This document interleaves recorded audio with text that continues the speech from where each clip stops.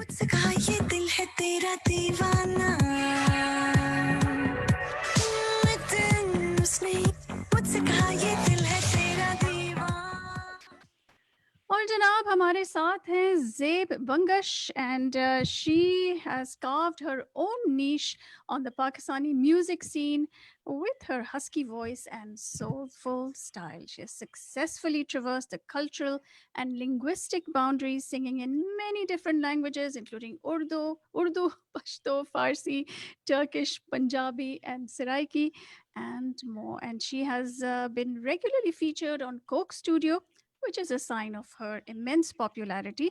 And she's also sung soundtracks for Pakistani films, drama OSTs, and even the Bollywood film industry. We've heard her lilting voice in Ho Man Jahan, Bin Roy, Varna, Manto, Madras Cafe, Highway, Fitur, among others.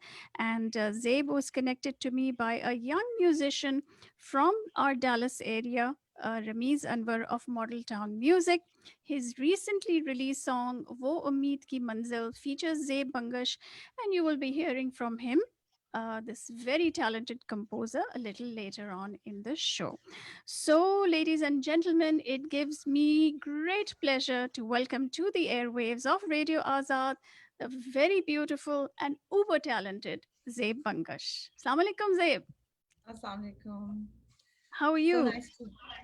I'm very well, thank you. I'm happy to be speaking to you finally on this platform.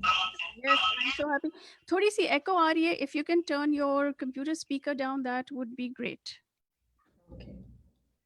Is this better? Much better, much better. All right, so let's start from the very beginning. Tell us a little bit about yourself, your background, where you were born, where did you grow up?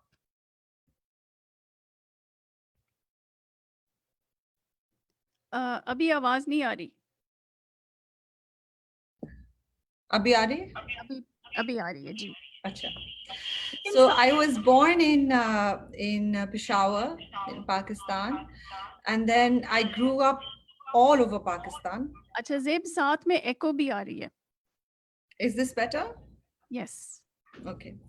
So I grew up in Peshawar. Not just, I didn't grow up, I was born in Peshawar, but I grew up in, in all over the country. I've stayed in Aptabad, in Quetta, in Gilgit, and then a large part of my childhood and later on, even post childhood, I spent in Lahore. So Lahore is where, my father's final posting was before he retired, and then ultimately, I ended up living there, finishing my schooling there, and so kind of Lahore became hometown. But I have an affinity to, many cities in Pakistan because I've actually lived there, I've gone to school there, even Karachi. So I feel very much at home pretty much anywhere in Pakistan. And that must have really shaped your personality, right? Moving around a lot. Yeah, it has. It really has. Your echo is back, actually. Sorry. Yeah, no, I mean, I think it really has had a real impact on my work as well, because what somehow I don't know, it wasn't like that when I was growing up, or I didn't feel like that. But in larger cities in Pakistan, it's pretty isolated. When you think about Pakistan, you tend to think that your city's culture, your city's experience is the Pakistani experience. But the country is so diverse. There's so many languages, so many different kinds of cultures, so many different kinds of expression. And I think had I not had the kind of childhood that I had, I wouldn't be so curious, for instance, to sing in other languages or be interested in other kinds of folk music and stuff. So yes, and I think for a little bit you also lived in Turkey. Yes, I did. Yes, I did. So uh, right after I did my O levels, I went and I privately did my levels in Turkey, and that was really, a very interesting time for me. I was there for 3 years, and I learned the language, and we'd always had a lot of Turkish music, and we'd always had a lot of like, love for the Turkish language and Turkish culture in our family, because my father and mother spoke Turkish. Uh-huh. So I've always wanted to go there, and when I finally got there, it was it was kind of like something I had wished for in my life. Very nice, very nice. तो बचपन से were you always drawn to music? जी, I was always drawn to music. शुरू से ही हमारे एक तो ये है कि फैमिली में बहुत ज़्यादा म्यूज़िक लवर्स थे। कोई मतलब प्रोफ़ेशनल कोई नहीं था, लेकिन there was a lot of like, a lot of music that was around. I think a lot of Pakistani households are like that, where, when we sit around, we either eat or we listen to songs or we sing songs. Uh-huh. So we were, a very typical family that way. But somehow, I did notice after a while that everyone in my family was kind of had an inclination towards music. As in, most of my cousins and aunts and uncles could hold a tune. My grandmother had a really beautiful voice. And apart from popular music, many people in my family, including the elders, were interested in many different kinds of musics and different genres, and from different parts of the world. And I think that really helped me form a connection to music. And right from the very beginning, like, singing was something that I just did, and I loved performing. So I would do that. That's how it was. So did you get any formal training? And who did you idolize growing up? You saw them on TV and say, "Bas, मुझे यही बनना है."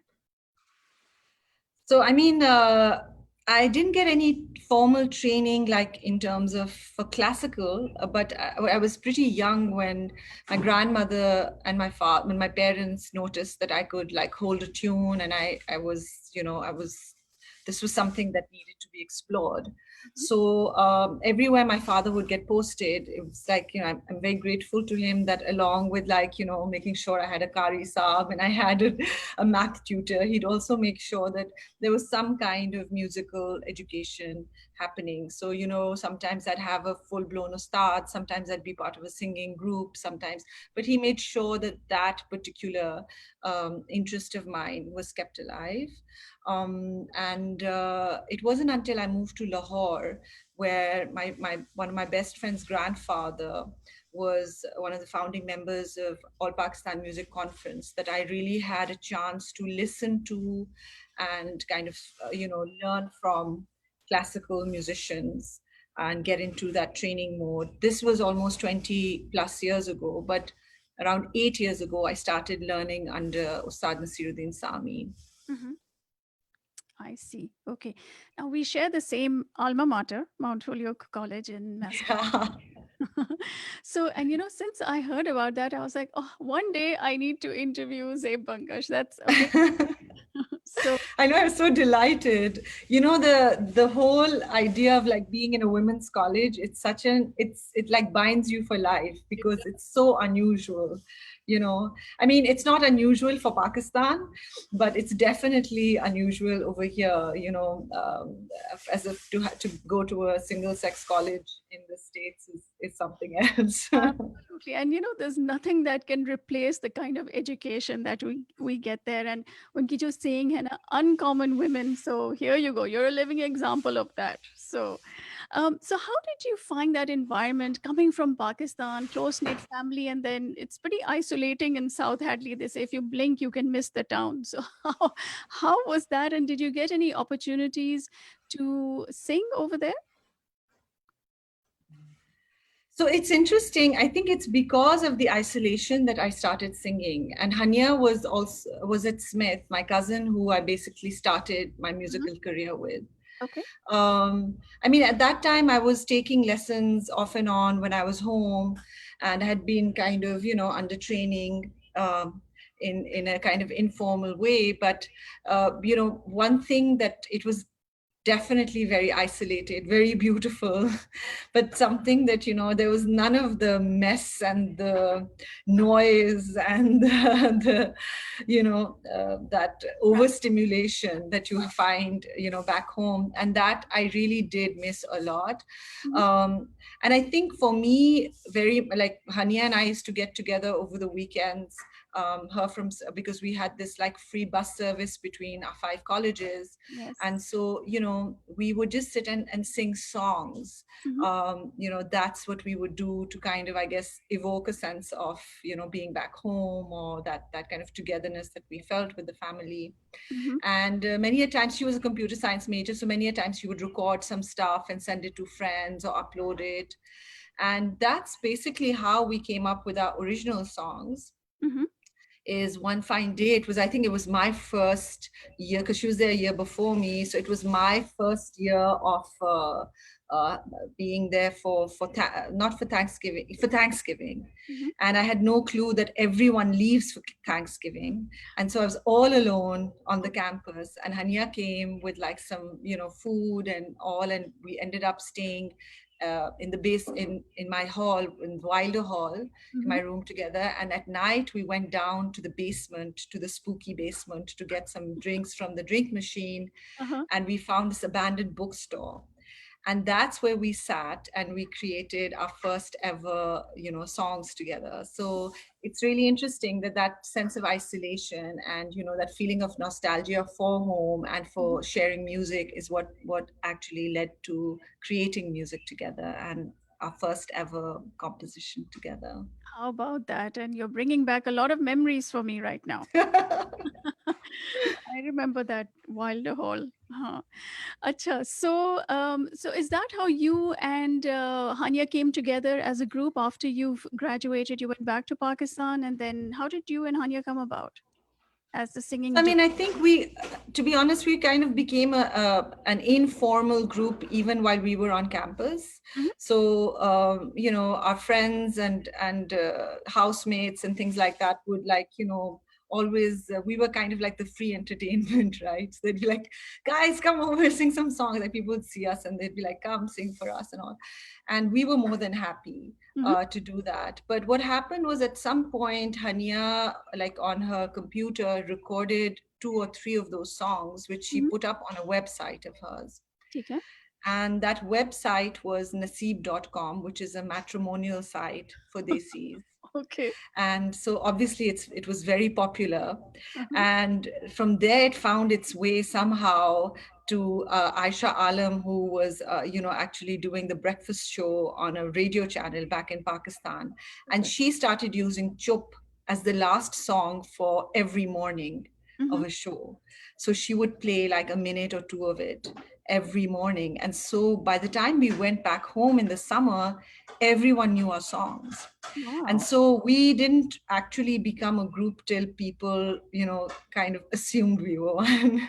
As a matter of fact, we didn't even have a band name for so long after people knew our songs. And so that's why we kind of just by default became Zabe and Hania, because And we Hania. didn't really have a name. Acha, that's great. So when did you discover that you had something special to offer in this field? Pakistan mein, there's so many naysayers and people who Mhm. basically stand as obstacles in your way. How did you circumvent all that? Yeah, I mean, absolutely, there are many naysayers. Interestingly, so I found the naysayers to be more kind of active from within the industry and from after you make a mark. Like I have to say that starting was the easiest part for me. Like I said, and that's not true for everybody, Mhm. but in my personal journey, like uh, becoming a singer or starting out, or it all happened pretty quickly, pretty organically. There was always support from home, from family. I mean, my first album cover was made by my best friend, and then another best friend, like, gave me clothes to wear because they owned a boutique, and another one, like, did my makeup. So it was all happening kind of in house and with love and support. Mhm. But when I finally got to the industry, so many things came up. That's when the naysaying happened, where, oh, you can't sing this right. Oh, you're that. Even this idea about ethnicity, or, sing this kind of song, not that kind of song. All of that stuff started happening. But I think, and it was very difficult initially. It was very it used to really bother me, because for me, my relationship to music was always one of love and fun and enjoyment and like a haven. And then at one point I actually started dreading, all of this stuff, because it was getting so heavy, and even interacting with the market was getting so heavy for me. But ultimately, I think it was the support of my parents and friends that really kind of sustained me.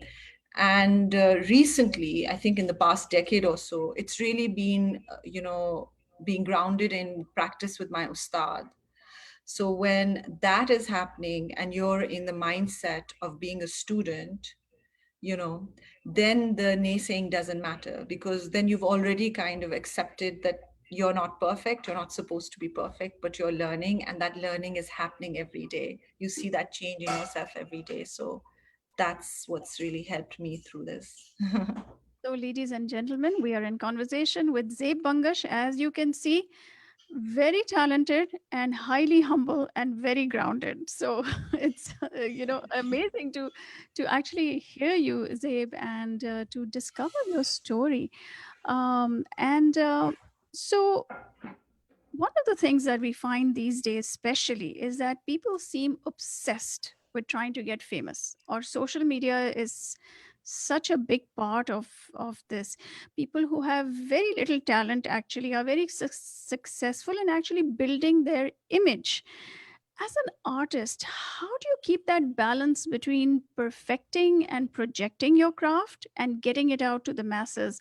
I think when we were talking on an earlier call, you were calling it something like entrepreneurial musician. It is. I feel like it is the age of the entrepreneurial musician, because the third party kind of, people who had a sense for business and could basically help create market value for you, for a profit, for their own profit as well, and then give you a share of that. That model has now completely been disturbed by this constant sharing on social media. We still haven't, I mean, in places like America, there's still, you have some sense of like being able to even get royalties and stuff. But like even in India, like singers struggle so much with having their original work even just belong to them. If people, I mean, because ultimately if they're going to put it out there, they'll have to sell it to someone, and everyone wants all the rights, and they never want to give you um, anything outside of that. So in the absence of real revenue streams that can be created for music itself, other things start to play a role, Mhm. and that has to do more with, like, say, imaging, or how many followers could you get. And it's not, and these followers need not even be people that like, it's funny because I was speaking to a marketing expert the other day, and he said, it doesn't matter, even if they hate you, if they're following you, the brands like that, then you'll get business. So the idea of following, like, you could actually be annoyed by someone but be intrigued by them, Mhm. and that means something. Whereas, for business nowadays, so I mean, it's a very difficult world to navigate. I like to pride myself in feeling that I actually, have a business sense, that I am very, I love the idea. I did finance and economics in college, and I've worked in a business, in a bank. But like, even for me, it's so difficult to, Mhm. like, just marry the two together and find that balance. But there's no other way around it, especially as a woman. Strangely, like, this idea of the image, of like desirability, of even youth, is Mhm. like something that becomes so important for your relevance, for your music to be relevant, which is kind of weird. Just imagine. And that's a totally different dimension to this whole thing. So it's not just talent anymore, it's all these different facets that you have to look at right now. Wow. Yeah, absolutely. Acha. So you've done television, you've done radio, film, indie, or world music. What holds your interest the most, and what gets your creative juices flowing? Someone else asked me this question. Like, I'm happy doing it all. Like in that sense, I'm really greedy. Uh-huh. And I think this started happening more the more I started, training my voice and becoming more and more kind of entrenched in my training. Of course, like for me, my most meditative, like happy place is when I'm doing my riyaz or when I'm alone, and but like outside of that, when it comes to work, I enjoy it all. Like I enjoy playing with bands. I enjoy, doing work with other people's, just being a voice to another person's vision. I enjoy doing jingles. I Mhm. love doing OSTs. So it's, or jamming. I like it all. Yeah. You want it all. I want it all. I That's really do. As long as I'm singing, it doesn't matter. Yeah. and who doesn't? Who doesn't? So, talking about OSTs, one of the most award-winning OSTs that you sung was the OST for Dayare Dil, Yare Man, and we would love it if you could hum a little bit of that for us, for our listeners. Sure, sure. Yes, this has been a very, very lucky song for me. So I will sing it.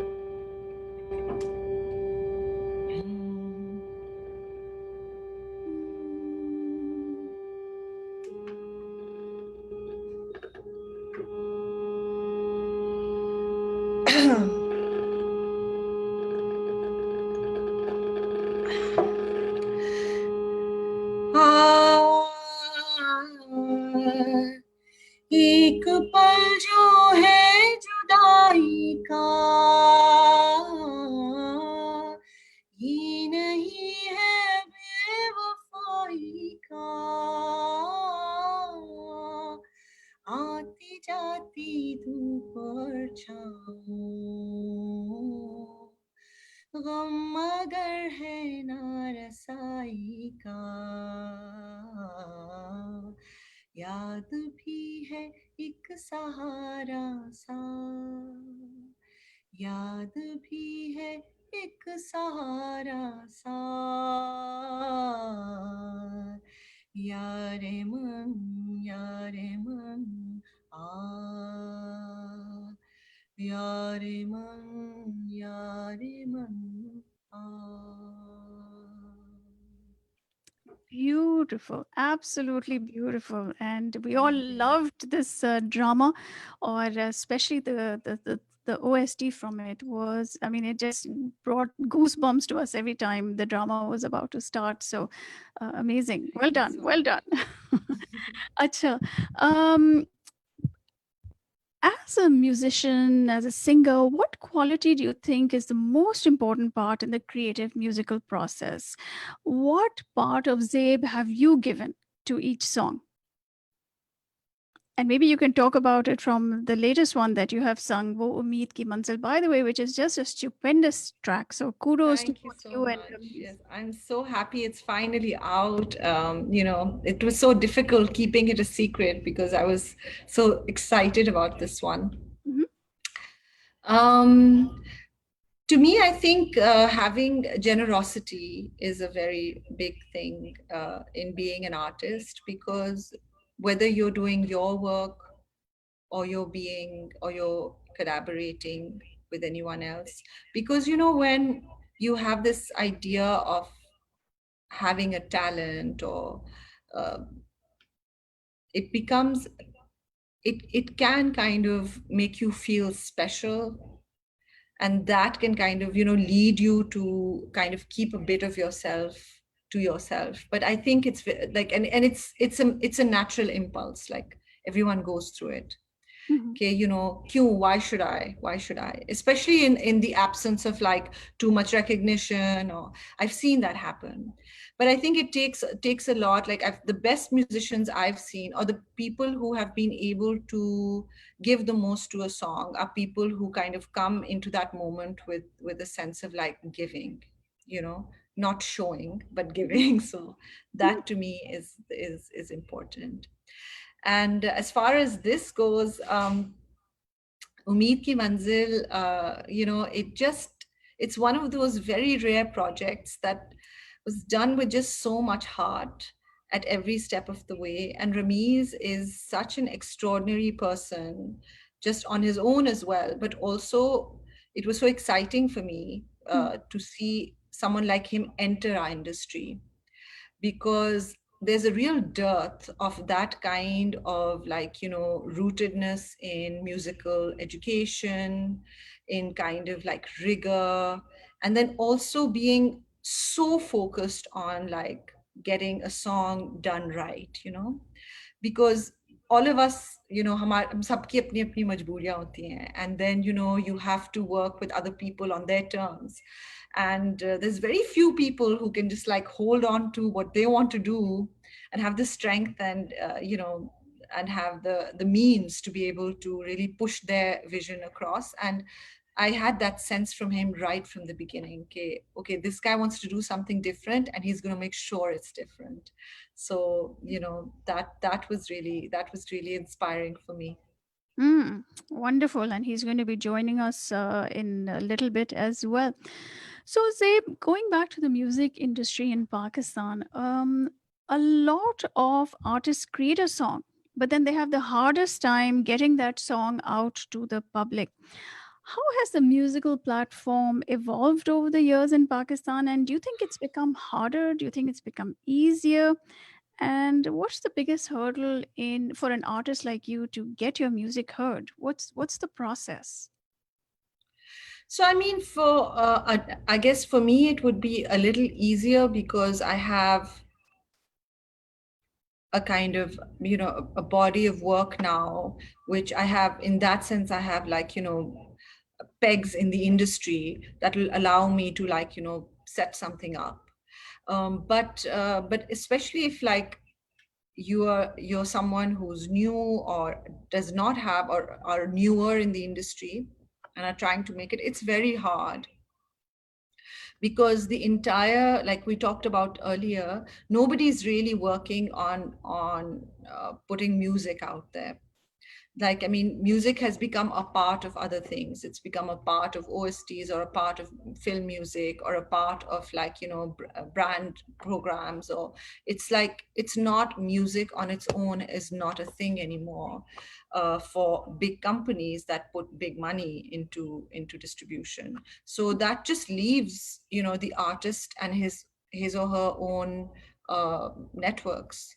And you can use social media networks, or but even that's not a level playing field anymore. I mean, everyone knows that, if you put promotions behind, dollar promotions behind content, more people will hear it. Many a times the videos of independent artists that are getting millions of hits in a week, it's because they've put in, like, tens of thousands of dollars in a week. So it's like that. It's not a free platform anywhere anymore. So it's a very tough, uh it's a very tough cookie to, like, crack. It's like that. Yeah. And even the bloggers who uh, so-called promote music, I understand that you have to pay them to do that, to write articles, to get Yeah. in the newspapers. And is that true?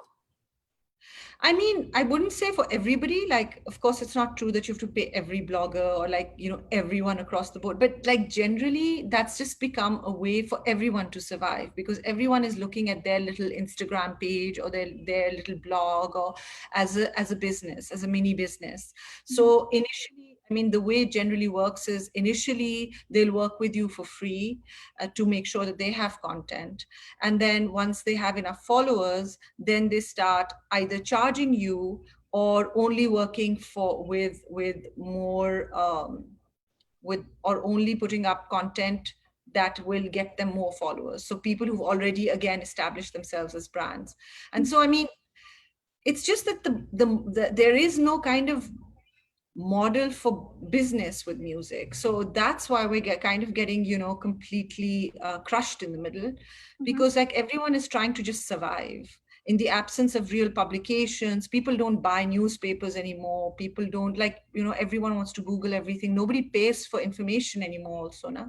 Mhm. So, like, it's all, like, all of these people are kind of trying to find a way to make what they're doing, earn them a livelihood. And as a result, I think real space for real creativity, and a space for like artists really getting their voice heard, Mhm. that model has completely crushed, and we haven't found an alternative way. Nothing at this point exists. It's just like make your work, promote it, see where it goes. Yeah, and I think what is being compromised in all this is real talent, right? Yeah, talent and expression. Sometimes it's not even the talent. You can have very talented people. It's funny because I went when I was working in Bollywood, and I won't take the name, but like I remember I went and I went to one of these, like, those very like very silly songs that you think, that feel like, they're really fun and all of that, but you wouldn't really think of it as serious musicianship, right? Mhm. So I went into like this person's studio who like makes those songs, and just hearing that guy play music and what his actual repertoire was, I was so shocked, because actually he was an exceptionally talented and exceptionally aesthetically like sound person, Mhm. but that was the work that he was getting, so Wow. that was the work that he had to do. Mhm. And I think more often than not, it's not that new talent isn't coming. I mean, I hear that a lot. New talent is coming, but everyone who's coming, whether they're old or new, have to kind of conform to a certain kind of expression. Mhm. There's not much variety in what is being offered as musical, choices in the market. That's the problem. That's where you actually, the That's where space the for talent. expression becomes less. And that's interesting. That actually brings us to our next question, because you've worked in, like you said, you've worked in India, and of course, you've worked in Pakistan. In the US, many people don't know you actually have a world music band here, Santhara. Or so, do you think in Pakistan we have the resources, the technology, and the opportunity to produce that high quality music? Or we're still lagging Yeah, behind? we have the resources. What we don't have the resources for, interestingly, so many channels, like for instance, are doing such great work, Mhm. and there are so many live programs that they do. But for instance, we have the equipment, but we don't have trained personnel. Mhm. So there's very few, audio engineers who've actually learned audio engineering. There's very few front of sound engineers that actually can make the sound of a thing sound good. There's very few, like, producers who've learned their craft or whatever. Most of it, actually, with everything, we have a lot of talent, but we don't have training. Mhm. We don't have formal training, and in the absence of formal training, a, it's always going to be hit or miss, and b, it's always like, if you do get something right, you won't be able to build on that. You'll just keep reproducing it. So, because you only, you just kind of by accident came across one little formula that worked, but like you don't know the entire gamut of, like, all the things. You don't have many tricks under your belt. So I think that's what's missing in Pakistan, is that we don't have formal education, or like, these skills are not taught Mhm. in to our people. Like, we don't have the choice to learn them, Mhm. and so we always feel a little limited. Absolutely. So, what role do you think a platform, and you mentioned some of the platforms like Coke Studio, we have Pepsi Battle of the Bands. What do you think these have done to promote music, to promote musicians, and trying to actually reach a new generation? Yeah, I mean, it's been phenomenal. They've done it. I mean, there's also Nescafe Basement. Yes, Cafe So there's Base. Coke Studio. These three are very, I Mhm. mean, Coke Studio, of course, very popular, and they kind of started this whole thing. It really, I mean, it changed a lot.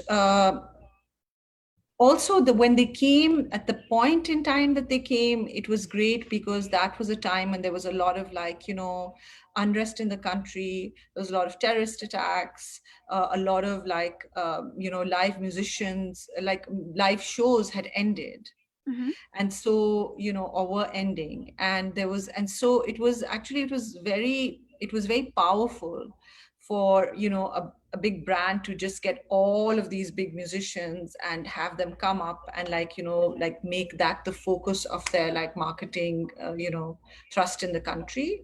And that was great. I mean, I think a lot of new musicians came out of it. I mean, a lot of what we achieved had so much to do with the Coke Studio. Mhm. And and I mean it's continuing, but I think what happens, what I feel upset about is that these are brilliant ways for music to be promoted, but they cannot be substitutes for people producing their own music and for music being promoted for music or as music, Mhm. so Yeah. that's very important. So Mhm. it's really important to have a Coke Studio. It's wonderful to have an Nescafe basement, but it's also really important to just have a company that is doing music, So the and product, that we haven't been able to figure out yet. that whole production of albums and things like that, that's a lost art.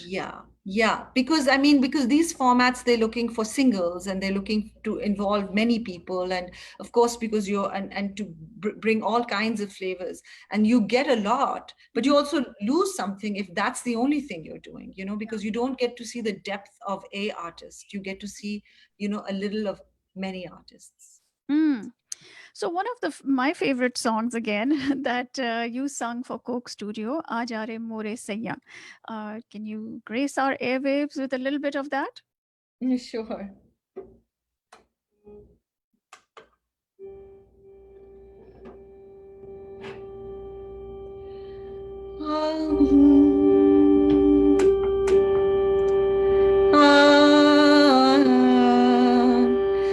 बादल में से चंद्रमा मोहे देख देख मुस्काए मुझसे मेरी चाल पूछने पवन चकोरे आए ये मौसम मिलने का है फूलों के खिलने का है आजा रे मोरे सैया आजा रे मोरे रसिया आजा आजा आजा लहराती बल खाती नदियां बुलाए कोयल की पीहू पीहू पिया पिया गाए आजा रे आजा रे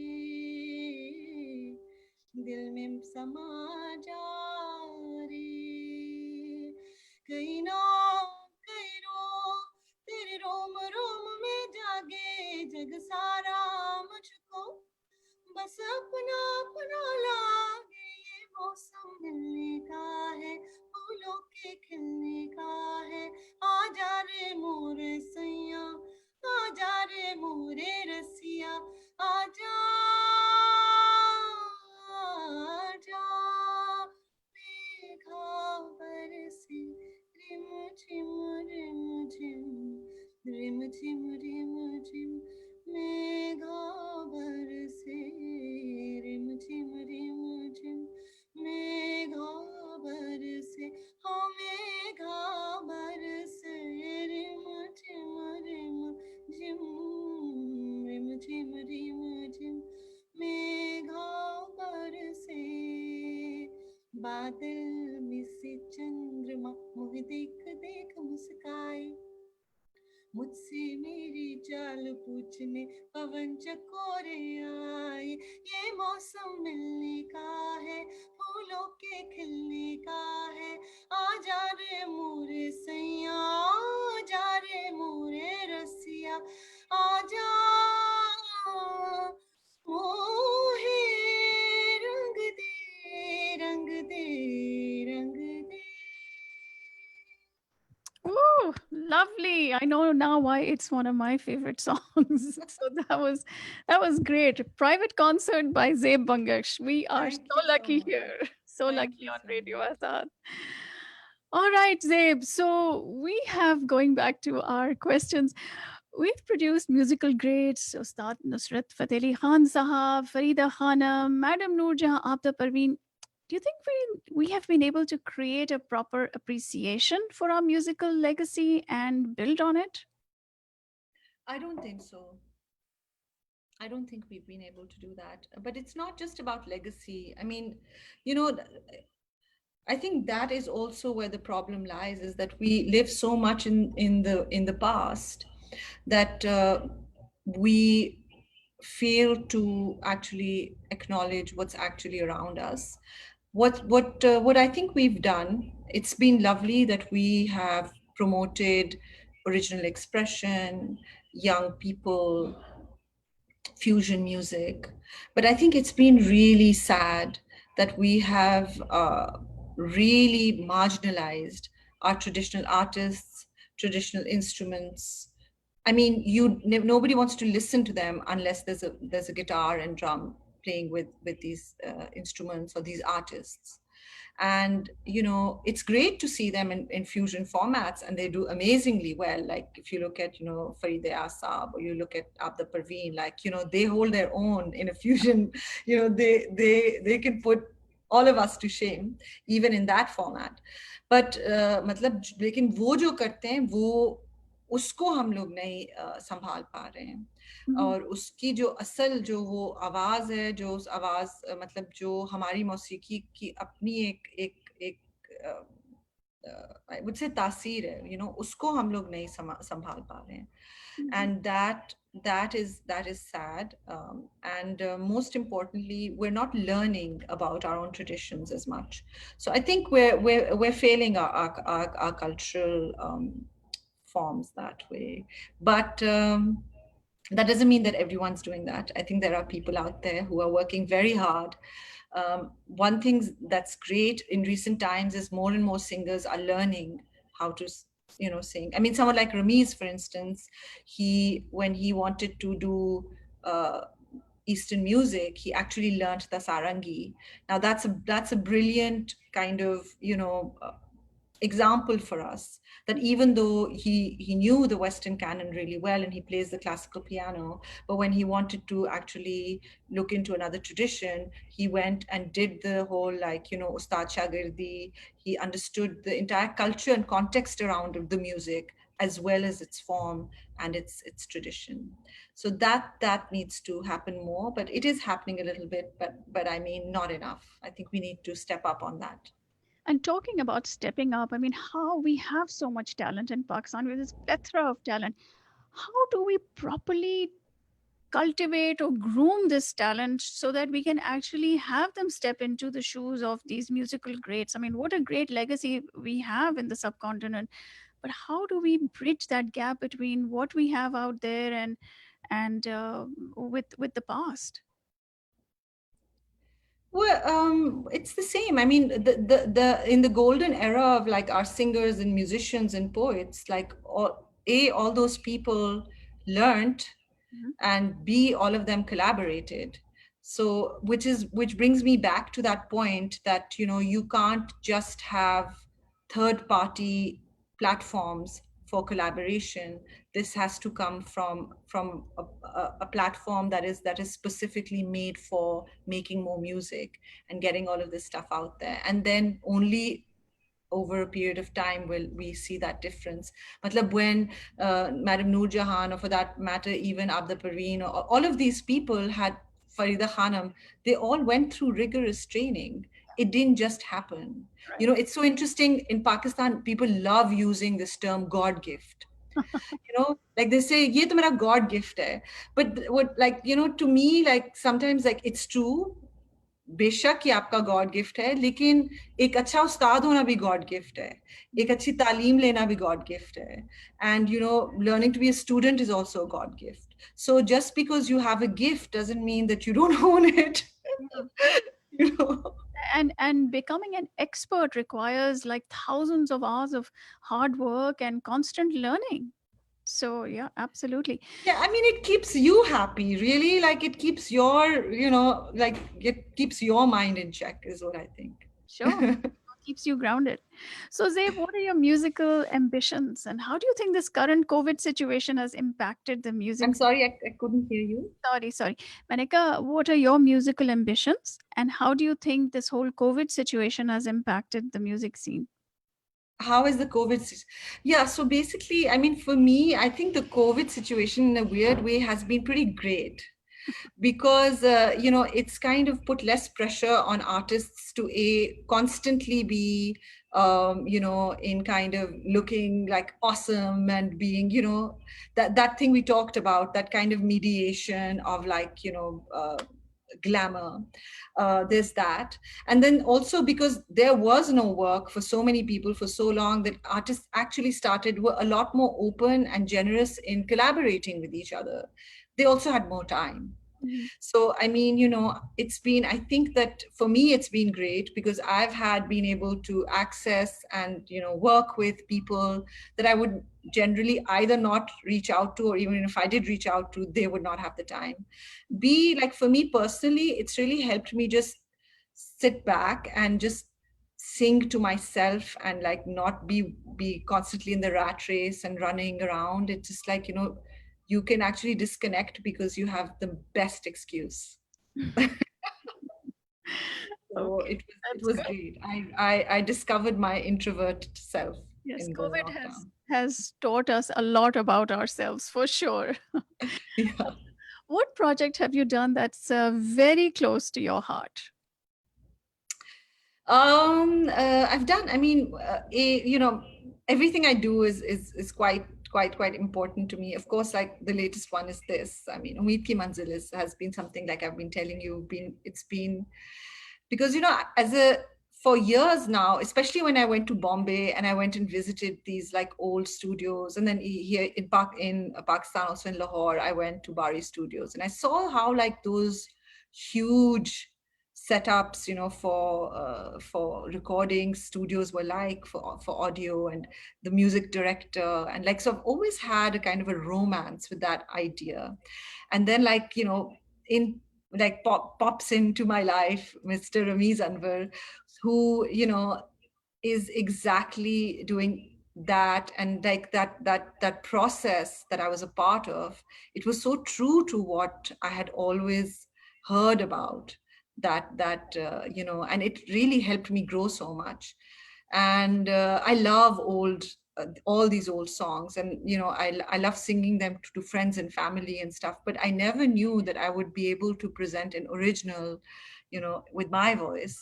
um, like, so this has been a very very important project for me. Apart from that, I did the music for Baji recently. That was very very important and I loved it.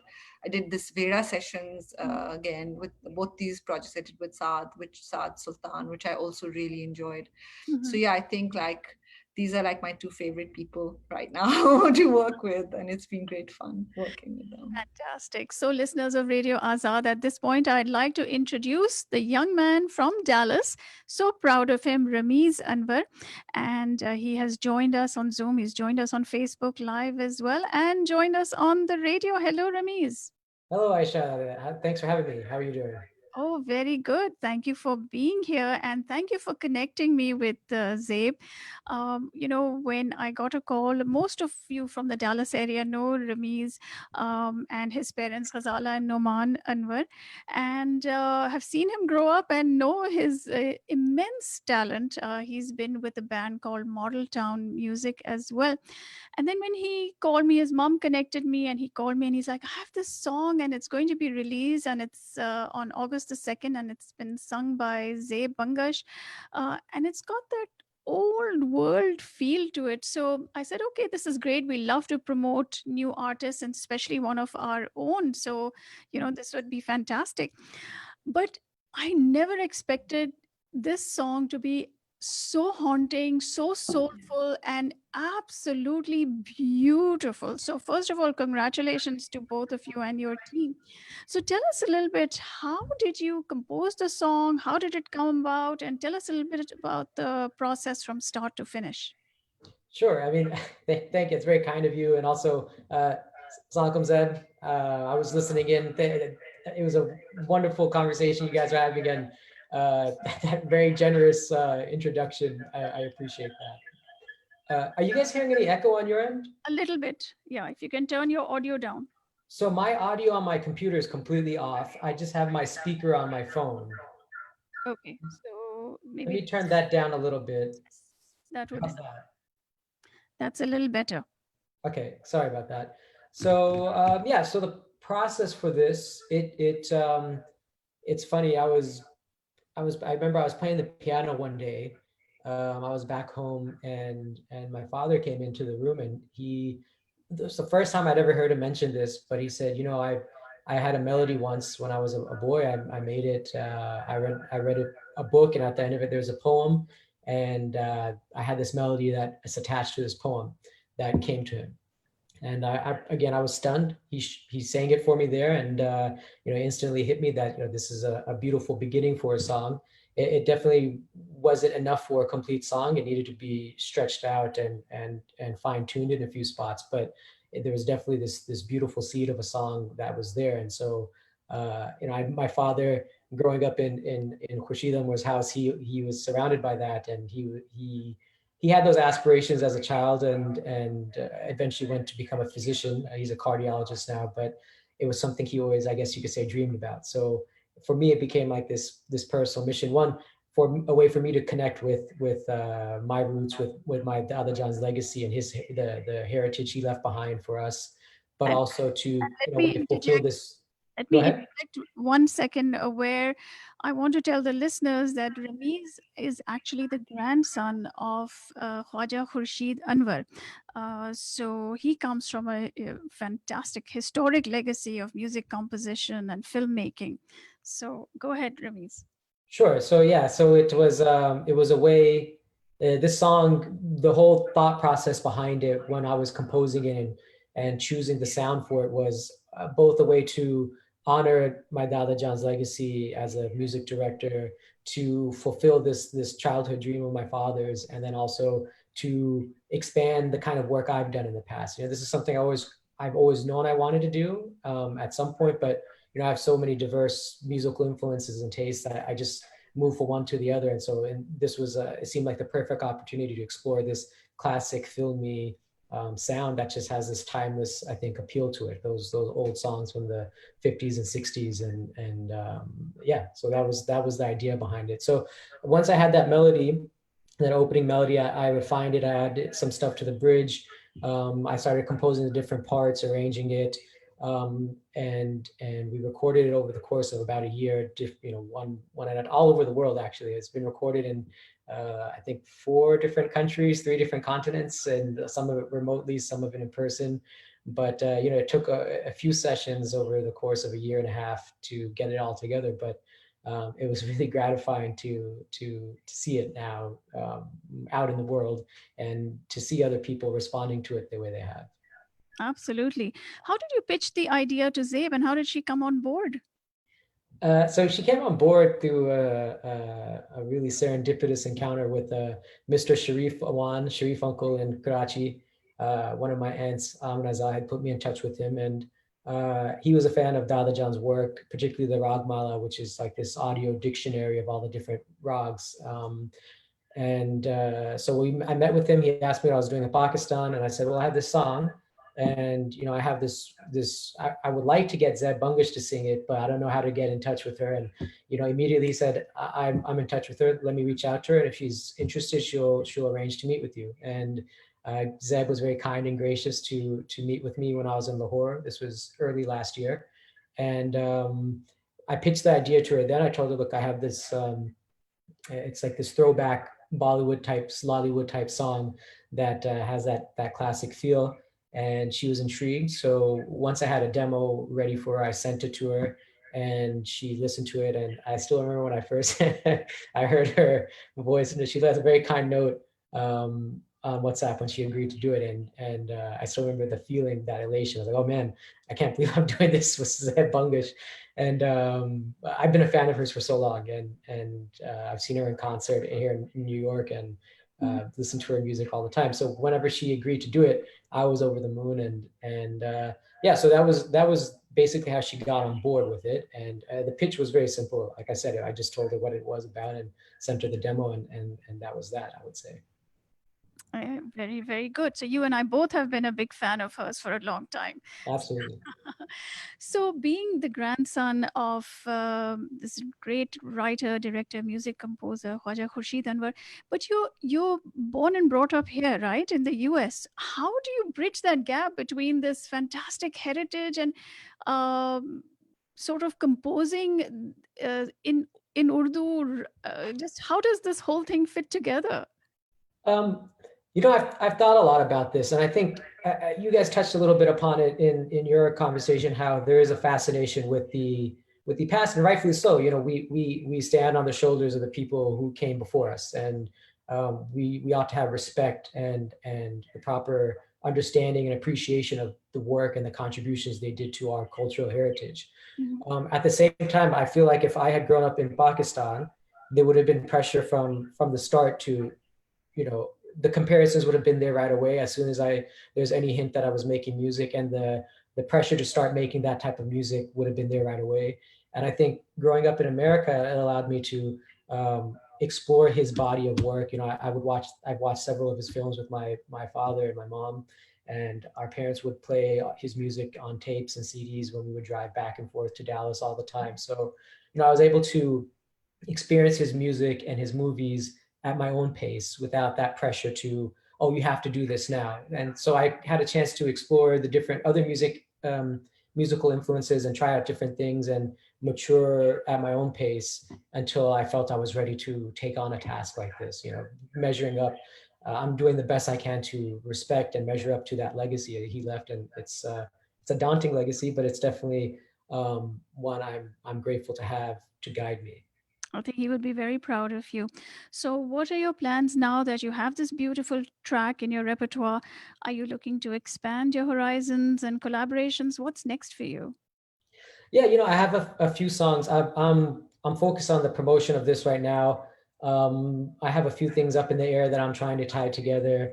I was in Lahore last winter. I was supposed to be there now, but for this whole global pandemic. But I was there this past winter where I met with Zeb, and we filmed a little behind the scenes documentary for this music video. But I was also working on a few projects, and the next one I'm really excited with. I got a really, really amazing roster of musicians on it. It was so far we just done the instrumentals, but I had Bakr Abbas, Bakr by one of the preeminent Bansuri players in the world. This is the second time I've gotten the opportunity to work with him. So he played Bansuri on the track. My old Sarangi Ustad Zohaib Hassan, he played the Sarangi on it. Uncle Jay, Javed Iqbal from Coke Studio, he did the violins for that. And then Kami Paul, needs no introduction. He did the percussion for that. And my sister's going to be doing the vocals, inshallah. She's done a fantastic job, and I'm excited to share that with everyone. But there's another one. It's instrumental waltz with like sarangi and bansuri as a lead instrument. So I've got all these different types of projects that I'm trying to push, and that one I mentioned with my sister, that's definitely got a more contemporary pop, but still grounded in classical elements vibe to it. So it's definitely more up tempo, upbeat than this song, which I want to try different moods and different feelings and emotions. So those are a few of the projects that I'm working on that I'm excited to. Yeah, and I'm looking forward to the chance to come back to Pakistan and continue working there with Zeb and with others, and it would be a dream come true. Wonderful. Anything that you'd like to say to Zabe? Yeah, I mean, again, so grateful that we had the chance to work on this together. You've been so gracious and patient every step of the way, and you've done such I think you've really given a timeless vocal performance on this track, like the kind of track that people will be talking about for years to come, because there's just something, I think when people hear that vocal performance, it just hits them right away that there's something different. It hits people differently than your standard music that you hear these days. So I'm very grateful and very proud of the work that we've done, and I'm grateful to you for being a part of this. Zabe, anything you'd like to say to Rameez?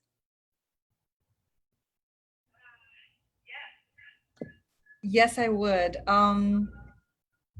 No, I just want to say that I'm very, very grateful that, you chose me for this track. And, he's, I finally, like, after we were done with all the recordings, I actually, you know, got the strength to say to Rameez that, he's, I mean, I've always thought that I'm a perfectionist, but he's like next level. And so he was so particular about everything. मतलब एक सुर यहाँ से वहाँ हो जाए नहीं वैसे ही गाना है और ऐसे 10 दफा करके गाए हम फिर ऐसे like and like there were times when I was like okay I'll do it and then also I was like it was frustrating it was like thing but it also brought so much more and that's what I'm saying about the process.